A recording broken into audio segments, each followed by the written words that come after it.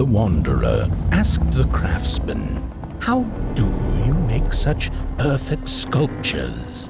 To which he replied, "Oh, there's nothing to it really. I go into the dark woods. I find the sculpture already waiting inside a tree. And then it's just a matter of carving it out."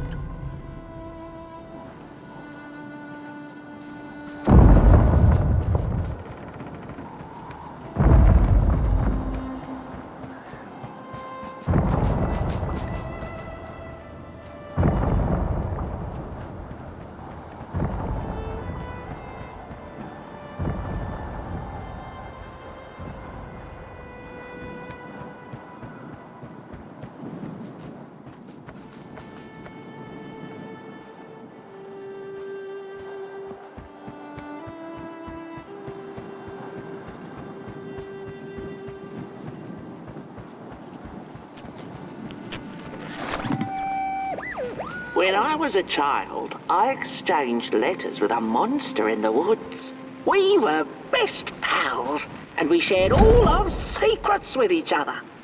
One day, my sister told me that the monster wasn't real, that she'd written me all those letters to play a joke on me. But the joke's on her, because I knew the truth about the monster in the woods. And we exchange letters to this day.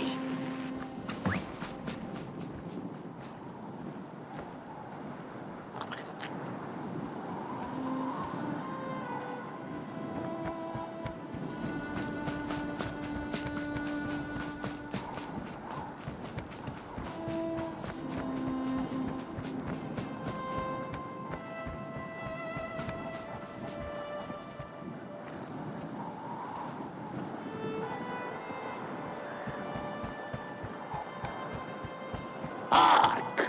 Not very far now. Not very far. The flame longs to be free. Caged, it cannot truly burn. How beautiful. How tantalizing. It is simply the way of fire. It is what it is.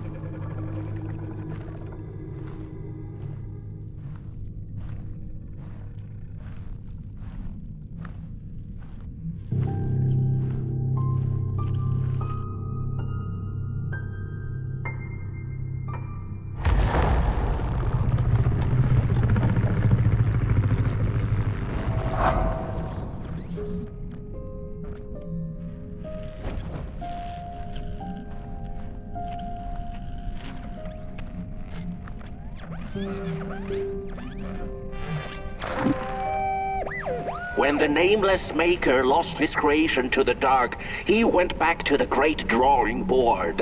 In his desperation to regain control, he made an attempt to sculpt the face of the dark itself, something he thought he'd glimpsed in his nightmares.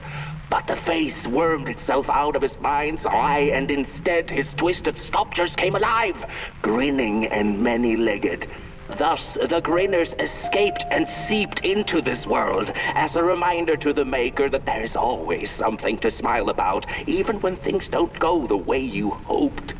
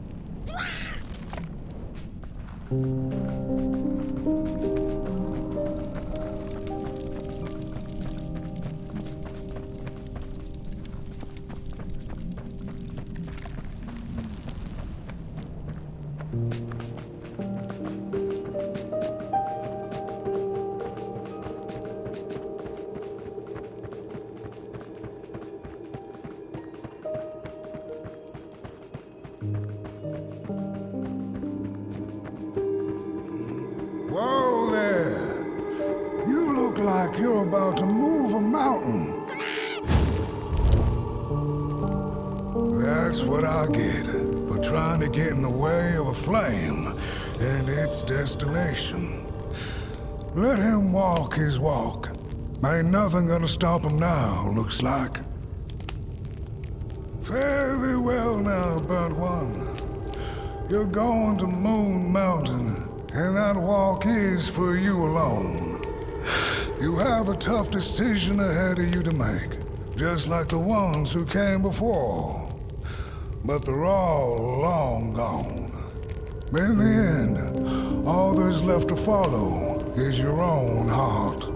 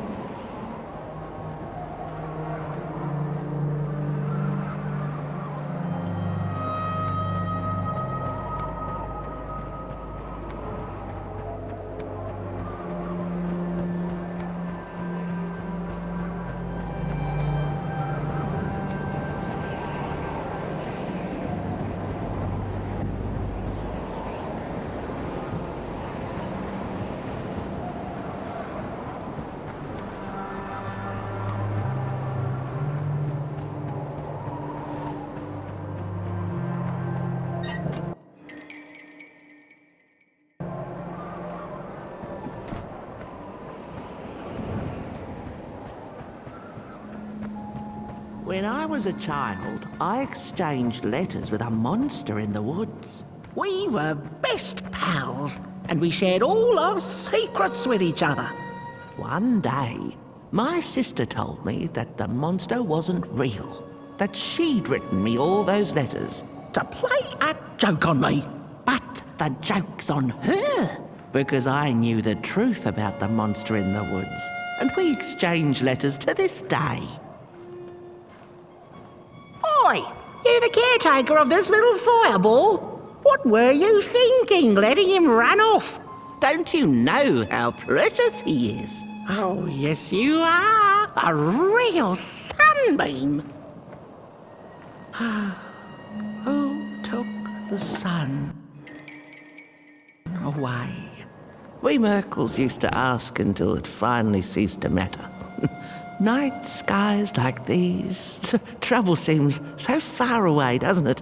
I mean, isn't this just exactly my point? I used to be afraid of the dark, so much so that I became obsessed with these huge electric lamps left behind by the craftsmen of old. Couldn't pry myself away from them.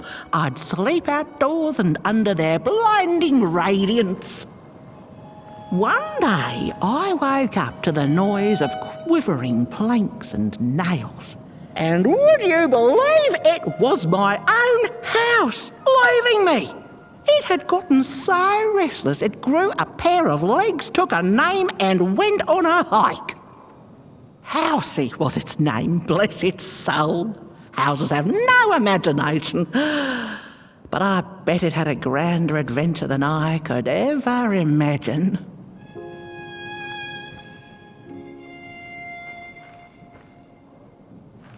This little flame is your home, burnt one. Keep him nurtured and safe, and you'll always find yourself in the right place, through the rain, in the dark, and over Moon Mountain.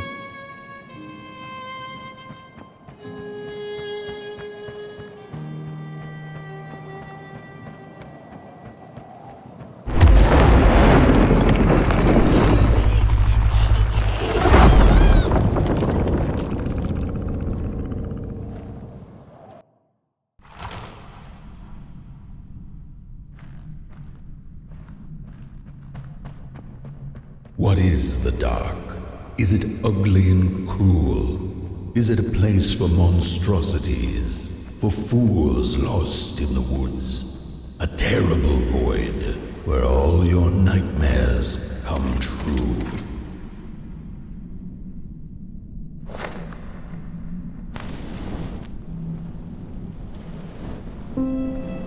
The dark could be a friend, perhaps a space where we might find each other, all of us equal under its cloak.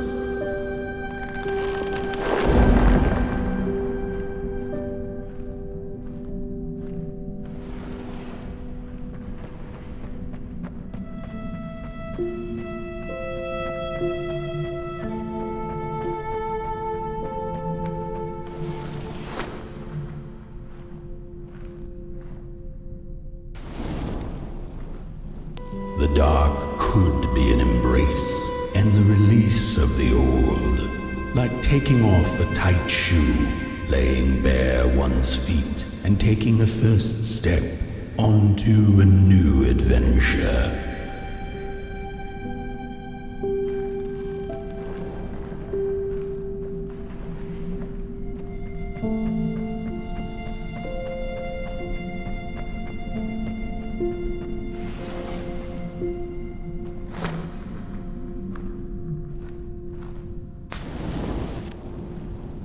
The dark could be a moment of clarity and calm, a break through icy clouds and the shameful stories we tell ourselves that fetter us to the clay and mud.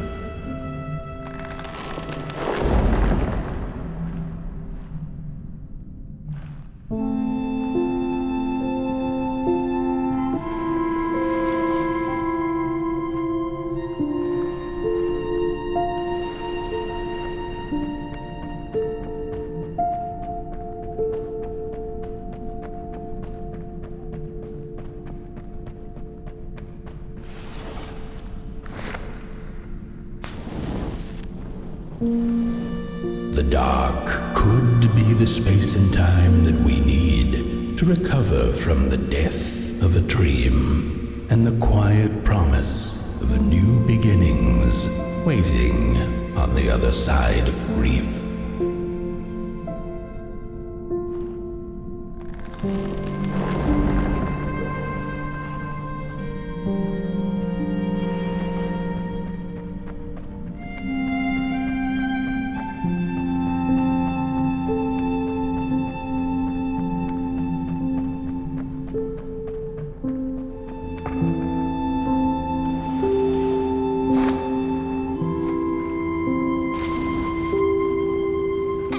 In the end, the dark remains a mystery, its secrets locked away behind the stars. But one can rest assured that it is always there, watching, patiently waiting for us to enter it, with fire in our hearts and with eyes wide open.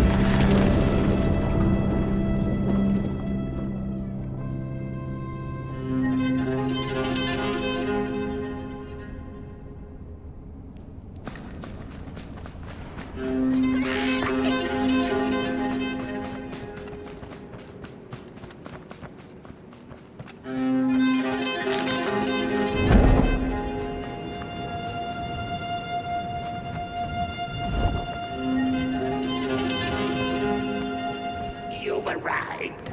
Hark! Your fire is dying, but the last embers will light the final fireplace and send your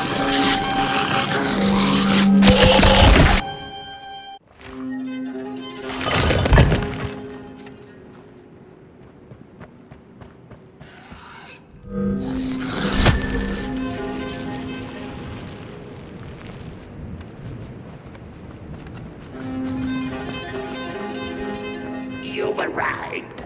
Hark! Your fire is dying, but the last embers will light the final fireplace and send your potboy home. Can you do what you must? Naturally, you must. It is destined, and you will be loved and forgotten.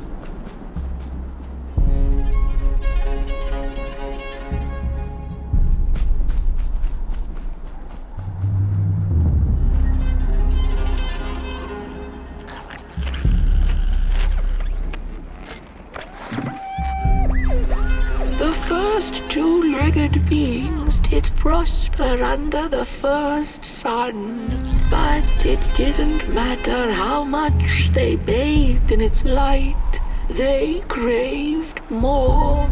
They sought to cage the sun, harness its power, and make it theirs. But the makers in their foresight had put the sun far, far away, so far that no creature could reach it. That's why, in their desperation, the two-legged ones began to collect matches, lighting them like minuscule suns of their own. But there are only so many matches in this world, and one day they'll run out, and they shall once again look to the sun.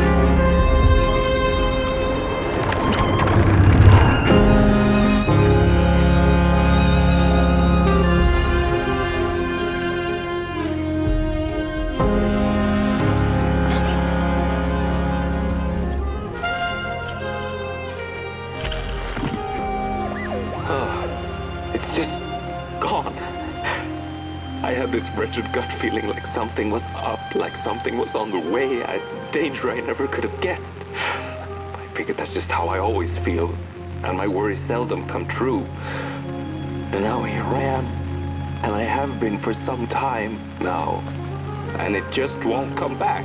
I'm thinking, while I had it, I didn't know what to do with it, how to care for it, enjoy it. But if I had it again tonight, I'd probably waste it all over again.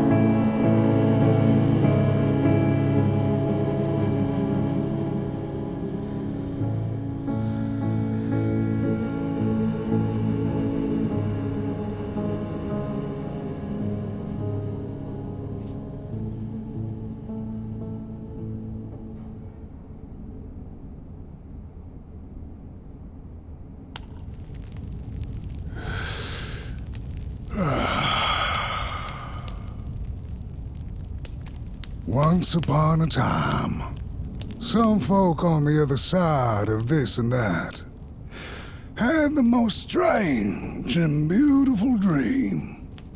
I hope that tonight you caught a glimpse of it, and I wish you the levity and grace to smile in the darkest of times and on the way down your midnight walk.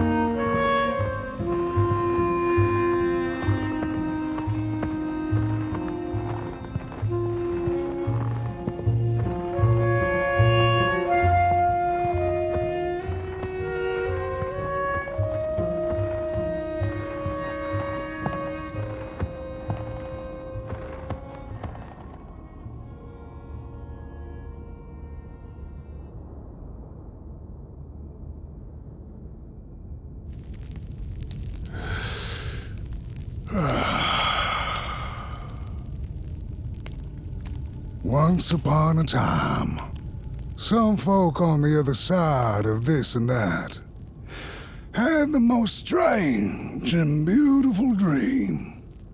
I hope that tonight you caught a glimpse of it, and I wish you the levity and grace to smile in the darkest of times and on the way down your midnight walk.